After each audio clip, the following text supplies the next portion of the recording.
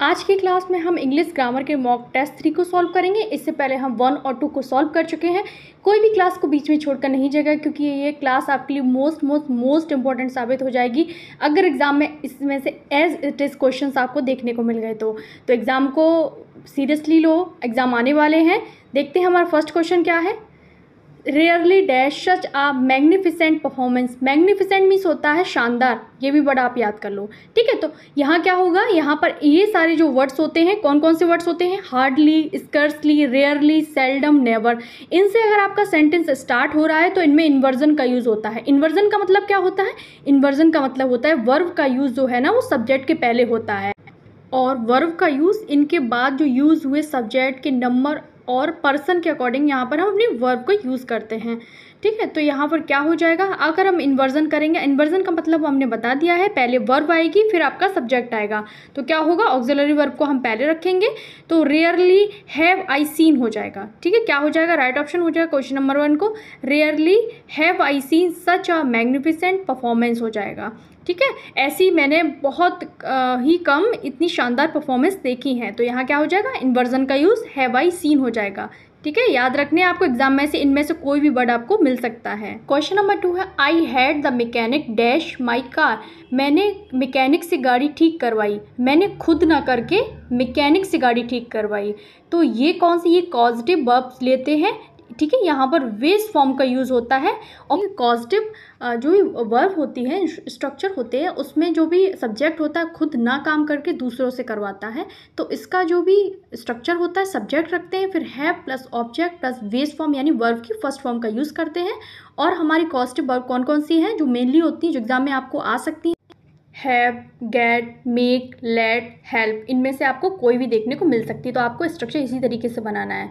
तो कॉजेटिव काम मतलब एक खुद ना करके दूसरों से कराए जाते हैं। I had mechanic dash my car, तो इसमें हो जाएगा रिपेयर हो जाएगा, मैंने अपनी कार को मैकेनिक से रिपेयर करवाया। तो इसमें आ जाएगा वर्ब की फर्स्ट फॉर्म का यूज़ करते हैं हम, रिपेयर हो जाएगा, I had the mechanic repair my car हो जाएगा। ठीक है, ये आपको याद रखना है, इसका स्ट्रक्चर होता है रिपेयर आ जाएगा, क्योंकि वर्ब की वेस्ट फॉर्म का यूज़ हम यहाँ पर करते हैं।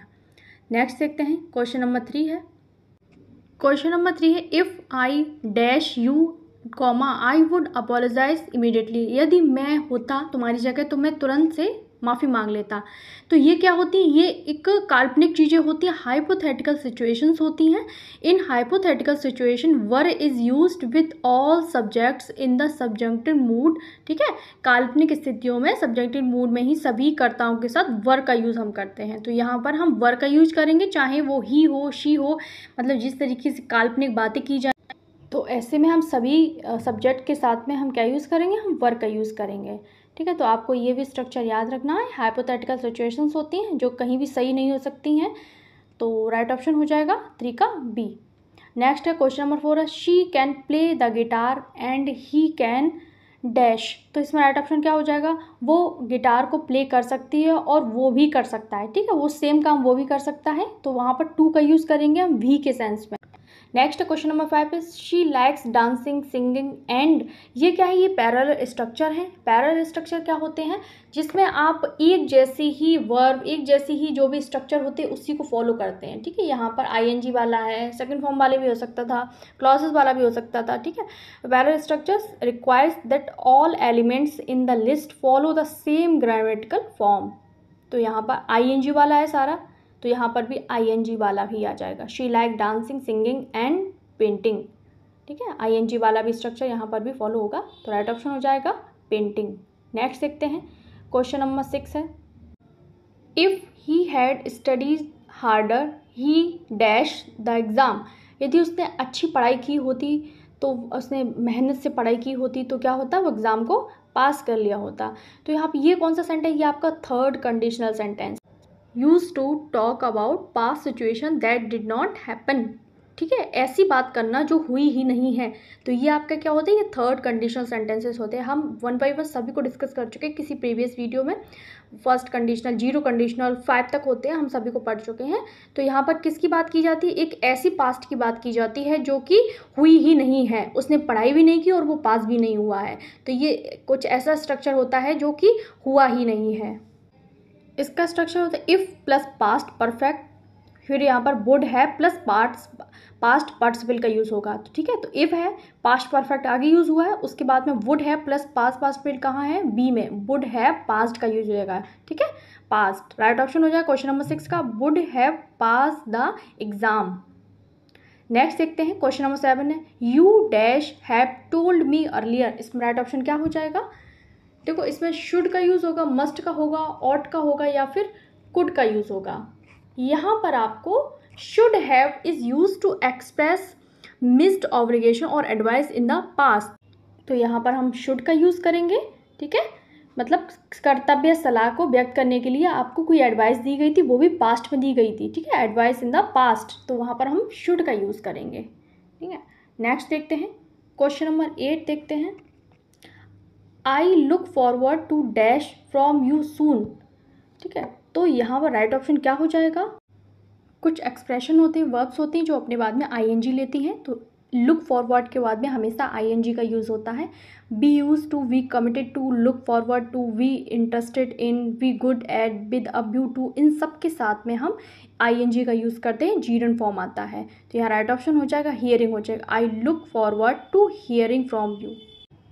नेक्स्ट देखते हैं क्वेश्चन नंबर 9 है, she said comma and mated comma I have finished my homework. तो ये क्या है? एक प्रेजेंट परफेक्ट टेंस है। प्रेजेंट परफेक्ट को हम पास्ट परफेक्ट में चेंज करते हैं, तो हैव का हैड हो जाएगा। देखो यहाँ कहाँ है, हैव का क्या हो जाएगा? हैड हो जाएगा। ए में हैज़ है, नहीं होगा, सी भी नहीं होगा, डी भी नहीं होगा, हमारा राइट ऑप्शन हो जाएगा B, she said that she had finished her homework. आई को हमने शी से चेंज किया फर्स्ट पर्सन से, तो उसका ऑब्जेक्ट हो जाएगा, शी का हर होता है तो हर हो जाएगा। यहाँ पर माई का क्या बन जाएगा? ऑब्जेक्ट, यहाँ पर चेंज होकर शी से हर हो जाएगा। She said that she had finished her homework, her यहाँ भी नहीं होगा, ये डी भी नहीं होगा। ठीक है, राइट ऑप्शन हो जाएगा बी। नेक्स्ट देखते हैं क्वेश्चन नंबर 10 है, the book dash you gave me was fascinating. तो इसमें राइट ऑप्शन क्या हो जाएगा? यहाँ पर हम विच का यूज़ करेंगे, which is use for object in relative clause. ठीक है, रिलेटिव क्लॉज में हम विच का यूज़ करते हैं, तो right option the book which you gave me was fascinating, क्योंकि ये एक ऑब्जेक्ट है, तो यहाँ पर हम विच का यूज़ करेंगे। ठीक है, 10 का राइट ऑप्शन हो जाएगा सी। नेक्स्ट देखते हैं क्वेश्चन नंबर 11 है, the cake dash by the time he arrived. तो इसमें राइट ऑप्शन क्या हो जाएगा? तो जो इसमें जो एक्शन है ना, वो क्या इंडिकेट कर रहा है? That the action was completed before a certain time in the past. तो स्ट्रक्चर क्या होगा? Had been plus past participle का यूज़ होगा यहाँ पर। ठीक है, एक समय से पहले भी ये एक्शन खत्म हो चुका है। The cake had been eaten by the time he arrived. जब तक हम आए तब तक केक जो है ना वो खाया जा चुका था। तो यहाँ पर had been plus past participle का यूज़ होगा, तो हो जाएगा हैड बीन ईटन का यूज़ हो जाएगा। The cake had been eaten by the time he arrived. Next देखते हैं क्वेश्चन नंबर, इसका राइट ऑप्शन हो जाएगा 11 का बी। ठीक है, राइट ऑप्शन हो जाएगा 11 का बी हो जाएगा। नेक्स्ट देखते हैं क्वेश्चन नंबर 12 है, neither the teacher nor the students dash present. देखो नीदर नॉर का जब पेयर बनता है, या फिर ईदर और का पेयर बने, या फिर और से जब सेंटेंस आपका जुड़ा हो। ठीक है, किस किस से? ईदर और से, नीदर नॉर से, या फिर और से जुड़ा हो, तो जो भी आपका जो भी वर्ब आएगा ना, जो और नॉर के बाद में जो भी आपका सब्जेक्ट है उसके अकॉर्डिंग आएगा। तो यहाँ पर स्टूडेंट क्या है? प्यूरल सब्जेक्ट है आपका, तो उसके अकॉर्डिंग यहाँ पर प्यूरल वर्ब आपको फिल करनी है, तो यहाँ पर वर्ब का यूज़ हो जाएगा। तो ये आपको स्ट्रक्चर याद रखने हैं। ठीक है, वर्ब का यूज़ हो जाएगा, neither the teacher nor the students, verb present हो जाएगा। नेक्स्ट देखते हैं क्वेश्चन नंबर 13 है, he is proficient dash French. तो इस पर राइट ऑप्शन क्या हो जाएगा? यहाँ पर करेक्ट प्रिपोजिशन हम इन का यूज़ करेंगे। The correct preposition after profession when referring to a language is in. ठीक है, प्रोफेशन के बाद जब आप किसी भाषा की बात करेंगे तो वहाँ पर इन प्रिपोजिशन का यूज़ करेंगे। नेक्स्ट देखते हैं क्वेश्चन नंबर 14 है, she is dash university student. तो यहाँ ए आएगा, यूनिवर्सिटी को हमने यू लिखा होगा, तो ये क्या है? कॉन्सोनेंट साउंड है, कॉन्सोनेंट साउंड से पहले हम ए का यूज़ करते हैं। नेक्स्ट देखते हैं question number 15, by next year they dash in this city for a decade. तो इसमें राइट ऑप्शन क्या हो जाएगा? This is future perfect tense. यहाँ पर विल हैव का यूज़ करेंगे हम, विल हैव लिव्ड का यूज़ हो जाएगा। Is use to indicate an action that will be completed by a certain future time. एक भविष्य में एक निश्चित समय तक वो क्या है? वो पूरी हो जाएगी जो भी क्रिया है। By next year they will have lived in this city for a decade. तो यहाँ पर वो कितने समय से रह रहे होंगे, एक डिकेड से रहते हैं, एक डिकेड हो जाएगा यहाँ पर, एक निश्चित समय हो जाएगा, ठीक है। तो यहाँ पर फ्यूचर परफेक्ट टेंस का यूज़ हम करेंगे एक निश्चित समय बताने के लिए। नेक्स्ट है क्वेश्चन नंबर 16 है, she has a strong dash of responsibility. तो इसमें राइट ऑप्शन क्या हो जाएगा, यहाँ पर हम यूज़ करेंगे sense of responsibility which means an awareness of once duty, यानी अपने कर्तव्य की जागरूकता होना। तो यहाँ राइट ऑप्शन हो जाएगा sense. She has a strong sense of responsibility, ये फिक्स्ड है, कोलोकेशन है, तो इसको याद रखना है आपको। सेंस ऑफ रिस्पॉन्सिबिलिटी होता है अपने जागरूक होना, अपने कर्तव्य के प्रति जागरूकता होना, ठीक है। नेक्स्ट देखते हैं क्वेश्चन नंबर 17 है, he let the cat out of the bag, he revealed a secret, एक सीक्रेट को उजागर करना। A person who believes in fate, जो भाग्य में विश्वास करता है वो भाग्यवादी यानी फेटलिस्ट हो जाएगा, बाकी के नहीं होंगे, रियलिस्ट नहीं होगा, पैसे। क्वेश्चन नंबर 19 है आपको परनीसियस, यानी परनीसियस का मतलब होता है बहुत विनाशकारी, इसका आपको सिनोनिम बताना है। तो हार्मलेस इसका एंटीनिम हो जाएगा, डिस्ट्रक्टिव इसका सिनोनिम होगा, ठीक है, विनाश, ठीक है। तो परनीसियस का मतलब होता है घातक, तो इसका सिनोनिम हो जाएगा डिस्ट्रक्टिव। हार्मफुल, इंजूरियस, मैलिग्नेंट इसके सिनोनिम हो जाएंगे। तो आपको ये सारे एडिशनल वर्ड भी याद रखने हैं। परनीसियस का मतलब होता है बहुत विनाशकारी हो, घातक हो, बहुत बुरा हो, तो इसका सिनोनिम हो जाएगा डिस्ट्रक्टिव। क्वेश्चन नंबर 21 है, ये सेंटेंस इम्प्रूवमेंट का क्वेश्चन है, इसको आपको सही करना है, ठीक है। No sooner had he left then it started raining. तो इसका स्ट्रक्चर क्या होता है, नो सूनर हैड यानी सब्जेक्ट, पार्टिसिपल आएगा, देन का यूज़ होगा, फिर उसके बाद में बाकी का जो भी बचा हुआ वो हम लिखते हैं। तो इस पर राइट ऑप्शन हो जाएगा आपका सी हो जाएगा, no sooner had he left then it started raining. No sooner had he left then it started raining.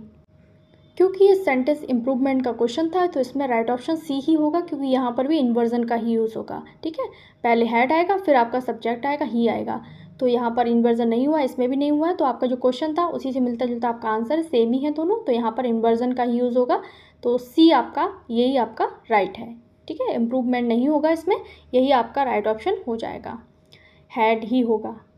Next है क्वेश्चन नंबर 22 है, she is senior than me. तो इसमें भी आपको इम्प्रूव करना, आपको गलती बतानी है, आपको करेक्शन करना है। तो देन नहीं आता है, सीनियर, जूनियर, सुपीरियर, इंफीरियर के साथ में हमेशा टू का यूज़ करते हैं। तो यहाँ एरर कहाँ है, यहाँ एरर है डी में, यानी देन लगा के दिया इन्होंने, तो यहाँ पर आपको टू लगाना है। यहाँ पर क्या लगाना है आपको, यहाँ आपको टू लगाना है, ये आपको एरर फाइंड करनी थी। तो she is senior to me हो जाएगा, तो आपका राइट ऑप्शन हो जाएगा, एरर डी में है, देन में। नेक्स्ट है question number 23, hardly had I reach the station dash the train departed. तो इस पर राइट ऑप्शन क्या हो जाएगा, जैसे ही मैं स्टेशन पर पहुंची, तो hardly when is correct correlative pair use to indicate that one event happen immediately after another. तो इसमें राइट ऑप्शन हो जाए हार्डली वैन का यूज़ होगा, WHEN वैन, ये कंजंक्शन है, इनका पेयर बनता है, हार्डली वैन का यूज़ होता है।